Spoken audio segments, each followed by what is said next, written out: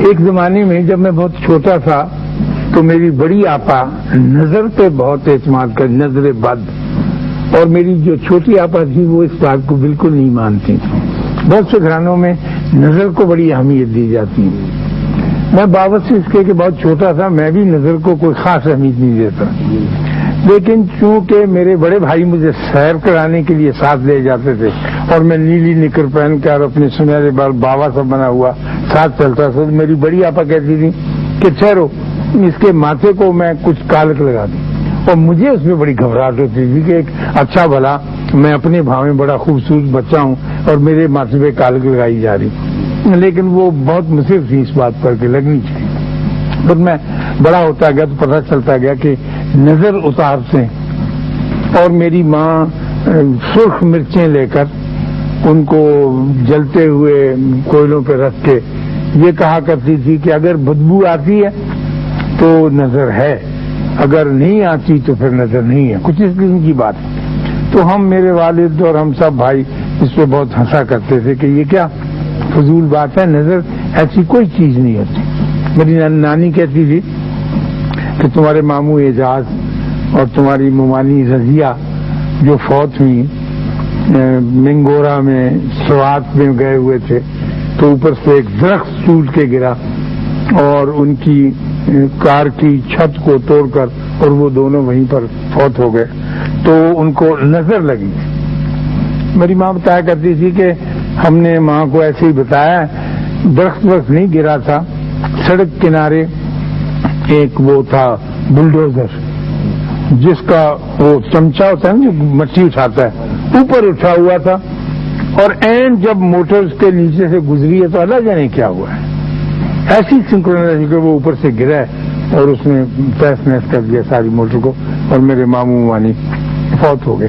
ایسی بہت سی کہانیاں زندگی میں چلتی رہتی ہیں، آپ نے بھی سنی ہوں گی، میں نے بھی سنی، لیکن ہم تعلیم کی وجہ سے اس پہ کچھ زیادہ اعتماد نہیں کرتے تھے، تاکہ ایسا وقت میری اپنی زندگی میں آیا اور میں بری طرح سے نظرایا گیا۔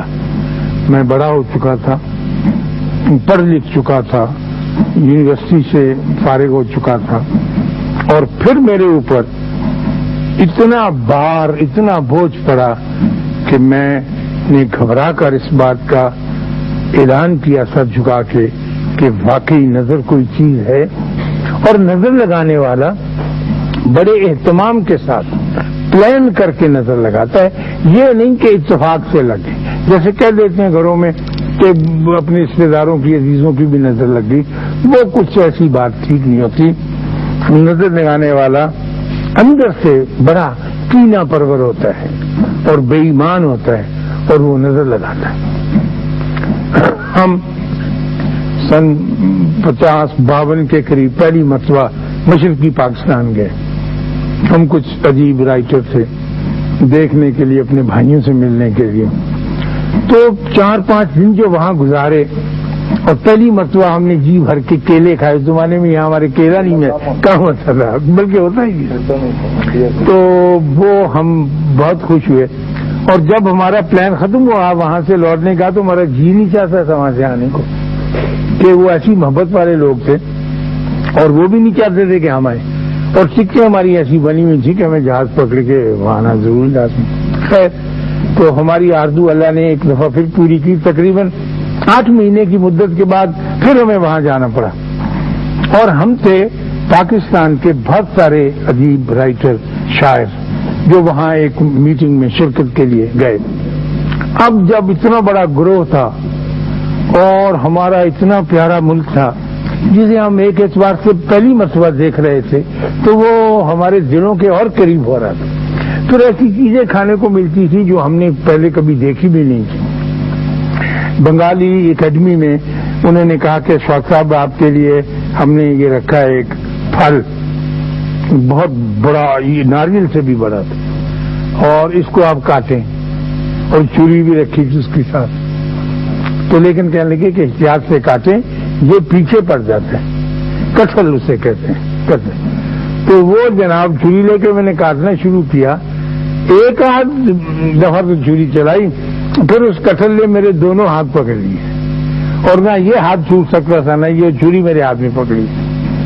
دنیا کی سب سے پاورفل گوند اگر گلو کوئی ہو سکتی ہے تو وہ کٹہل میں سے نکلتی.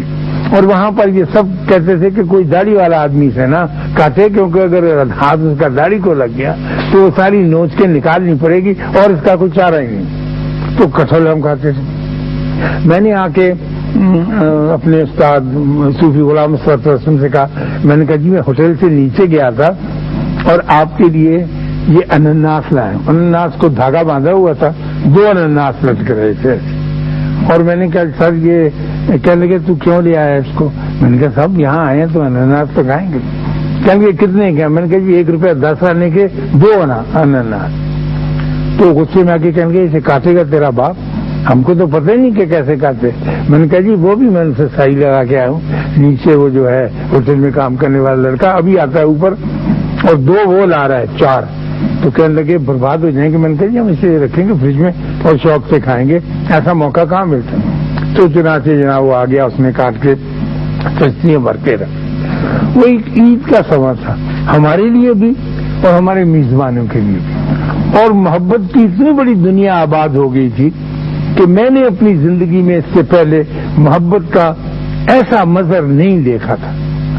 تو جب یہ کام شروع ہو گیا اور پھر ہمیں ہمارے وہاں کے بھائی جو تھے اور بہنیں جتنی رائٹرس ملتے رہے, اور وہاں پر ایک بی بی نے, اوما اس کا نام تھا, اس نے بیٹھ کے ہمیں علامہ اقبال کی ایک نظم سنائی, پھر چراغ لالا سے روشن ہوئے کو دمن, مجھ کو پھر نغموں پہ اکسانے لگا مرغے چمن. تو ایسے خوبصورت آواز میں, ایسے اچھے لہن میں نے کبھی بھی نہ جب نہ اب ایسی نظم نہیں سنی. جب یہ کیا تو مجھ سے انشا جی کہنے لگے, ابن انشا, کہ یہ تو کتنی اچھی ہماری نظم گا گئی, تو ہمیں شرم آنی چاہیے, ہمیں بھی کچھ آنا چاہیے. تو ہم نے ان سے کہا, اپنے بہرے سے, میں ذرا فعال تھا ان میں اور میں جلدی چیزیں سیکھ جاتا تھا, کہ مجھے بھی کچھ گانا سنا. تو چنانچہ ہم نے پہلا گانا جو سیکھا مشرقی پاکستان میں اپنے بھائیوں سے, وہ یہ تھا, اللہ میغ دے پانی دے چھایا دے رے توئی, اللہ میغ دے, تو اللہ میغ دے پانی دے چھایا دے رے توئی, اللہ میغ دے. ہم یہ تو کہہ لیتے تھے, لیکن اللہ کے کہنے کا جو انداز تھا وہ انہی کو آتا تھا. خواتین حضرات, آپ نے کبھی سندھی کو اللہ کہتے دیکھا ہے؟ جب کوئی سندھی اپنی کسی بانی میں, کسی نظم میں, کسی کلام میں اللہ کہتا ہے نا, تو میں اس پہ قربان ہو جاتا ہوں. یعنی میرے میں طاقت نہیں رہتی.